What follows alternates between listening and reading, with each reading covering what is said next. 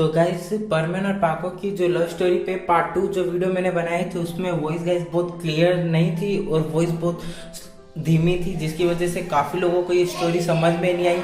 इसलिए गाइस मैंने ये पार्ट 2 फिर से सोचा आपके लिए क्यों ना बना दूं, क्योंकि स्टोरी समझ में नहीं आएगी तो आपको मज़ा नहीं आएगा। इसलिए पार्ट 2 वापस सिर्फ आपके लिए बना रहा हूँ। और जिस किसी ने चैनल को सब्सक्राइब नहीं किया तो फटाफट से कर देना।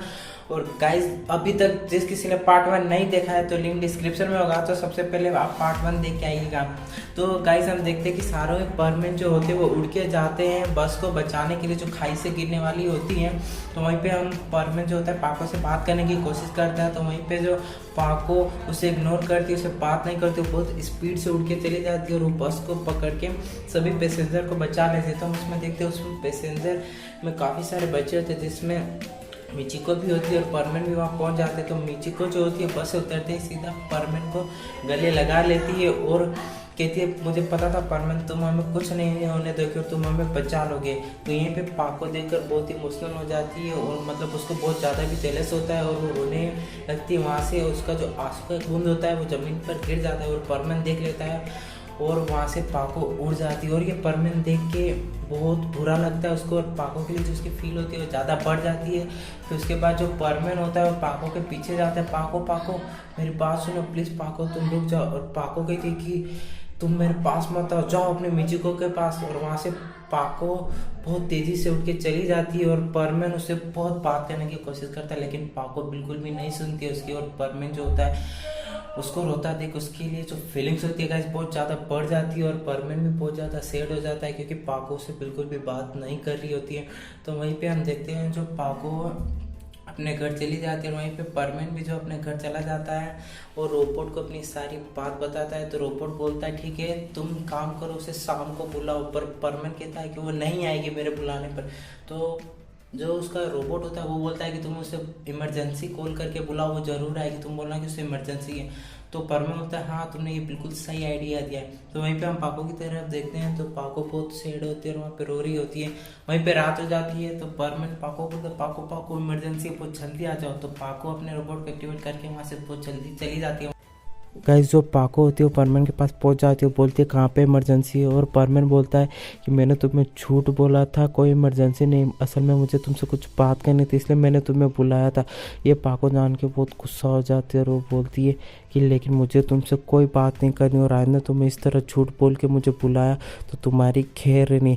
तो वहीं पे गाइस हम देखते हैं जो पाको होती है उठ के चली जाती है और परमेन उसे बहुत रोकने की कोशिश करता है, बोलता है प्लीज़ प्लीज़ 2 मिनट मेरी बात सुन लो। जो पाको होती है परमेन के बिल्कुल भी नहीं सुनती और वहाँ से चली जाती है। और परमेन सोचता है आखिर मैं पाको को कैसे मनाऊँ, आखिर इतने दिल की बात कैसे बोलूँ। जो परमेन की होती है पाको के लिए फीलिंग बहुत ज़्यादा और बढ़ जाती है। और वहीं पे देखते हैं अगले दिन जो परमेन होता है वो पाको के बारे में सोच रहा होता है, बिल्कुल मतलब परमेन जो पाको के लिए फीलिंग उसकी बहुत ज़्यादा बढ़ चुकी होती है।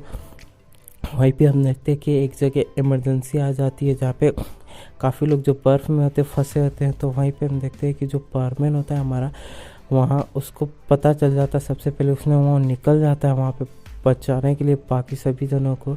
जो परमेन होता है काफ़ी लोगों को बचा लेता है और मतलब अधिकतर सभी लोगों को वहाँ पे बचा लेता है।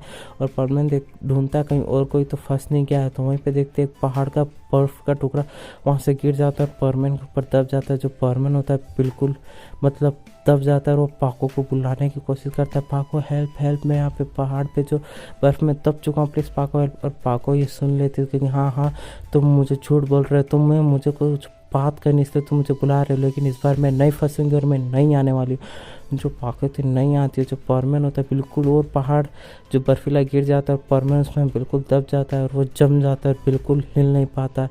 तो वहीं पे हम गाइस देखते हैं यूवी और पायान इन सबको ये बारे में पता चल जाता है। तो वो जल्दी से जल्दी बर्फीले पहाड़ की तरफ जाते हैं। तो वो कुछ लोग थे कि परमेन बर्फीले पहाड़ में दब चुका है। तो पायन और यूवी पाको को जल्दी से बुलाते हैं कि परमेन जो है पहाड़ में दब चुका है बर्फीले पहाड़ में। तो परमेन बिल्कुल आवाज़ नहीं आ रही होती, बेच पर कॉल करने की कोशिश करते और पाको के बाद पता चल जाती, लेकिन पाको बोलती है परमेन सच बोल रहा था।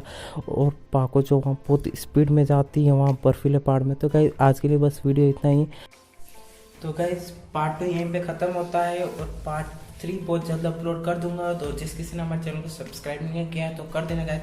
हम 150 सब्सक्राइबर के बहुत करीब है, तो प्लीज़ जो भी देख रहा है चैनल को फटाफट से सब्सक्राइब कर दो। और पार्ट 3 मैं कल जल्दी से जल्दी अपलोड कर दूंगा, तो वेट करना।